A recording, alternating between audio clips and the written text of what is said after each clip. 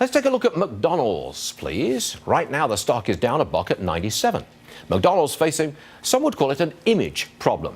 What some describe as unhealthy food, drab stores, too many menu items, and the food's not fast enough. We're joined now by brand building consultant Denise Yohn.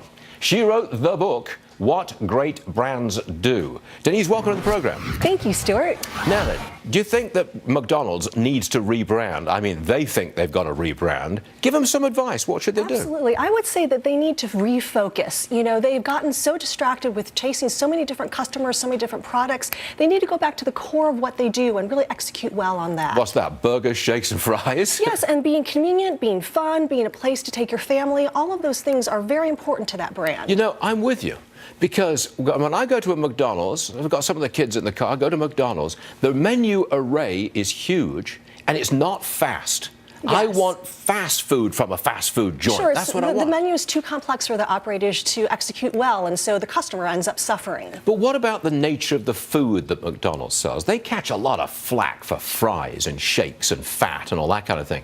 Do you think they should rebrand towards a more healthy food? Actually, I think they have quite a good mix right now. I think that they have some more indulgent items, they have some more healthy items. I think the fact is they need to position themselves to appeal to that family customer and not go chasing after Starbucks customers or healthier customers. Really go to their core of who they are. Fast, direct, limited menu, some healthy stuff out there. Yes. And a nice, clean, friendly place for people to hang out in. Absolutely, and that will bring up all these emotional connections that people have had for McDonald's for so long. That's important, an emotional connection. Absolutely. All kids know the entire McDonald's menu immediately. Well, and you and I probably have very fond memories from going to McDonald's when we were kids. McDonald's needs to tap into that more, I think. I was in Hong Kong when they opened the first McDonald's back in the 1970s. That restaurant immediately became the world's top seller of the fish fillet sandwich. Wow. I don't know whether you Who know. knew, right?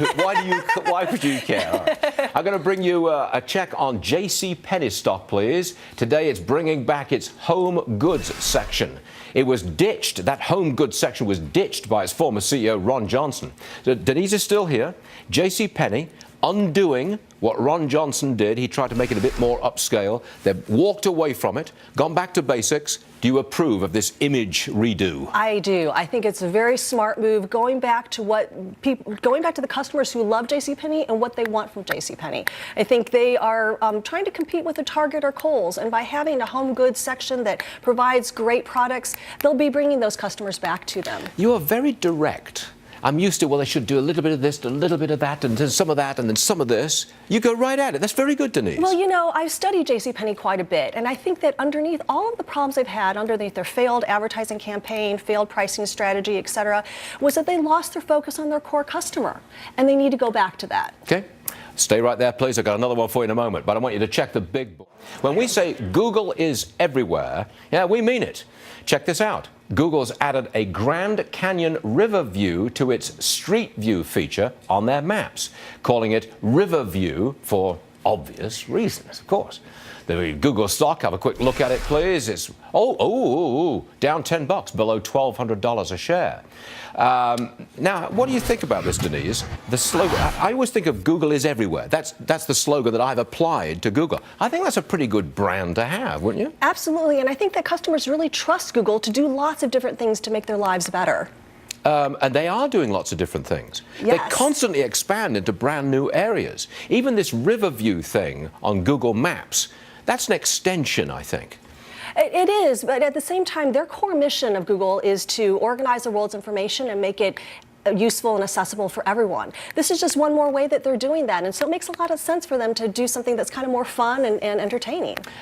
You create branding, don't you? I mean, a company comes to you and says, I need a brand. Is that right? Yes, I've worked with some of the world's greatest brands as well as some emerging brands, and so my insights are based on that work. Tell me a brand that you've polished. Well, if you're allowed to. Yeah, I was going to say, you know, maybe I would turn to Oakley, the sunglass manufacturer that has branched into all sorts of sporting gear and sportswear. What did you do for them? What did you tell them to do? You know, well, it was a collaborative process. I always work very much in close in hand with my clients. And, you know, the thing about Oakley is they have so many opportunities in front of them, and they need to decide where are they going to innovate, where are they really going to emphasize their product innovation and product development. So the process I worked with was helping them provide that focus. All right.